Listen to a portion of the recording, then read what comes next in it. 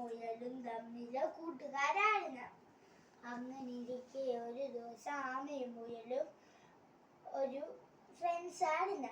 അന്നേരം ഇല്ലേ അവര് കാട്ടിക്കൂടെ നടന്നിങ്ങനെ അങ്ങോട്ട് പോയായിരുന്നു.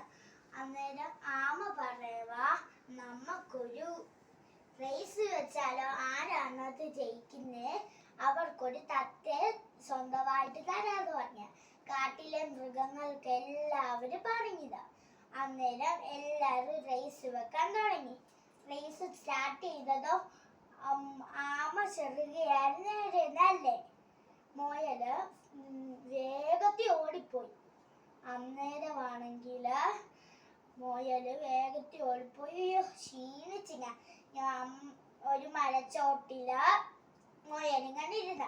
ആ മടിയൻ ആമ ചെറുകയല്ലേ വരത്തുള്ളൂ, അതുകൊണ്ട് നമുക്കിവിടെ ഇങ്ങനെ വിശ്രമിച്ചിരിക്കാം, കുറച്ച് നേരം ഉറങ്ങാന്ന് പറഞ്ഞുകൊണ്ട് മുയല് ക്യാരറ്റും കഴിച്ചോണ്ട് അവിടെ ഇരുന്നു. അന്നേരമാണ് ആ ആമ ചെറുക വന്ന്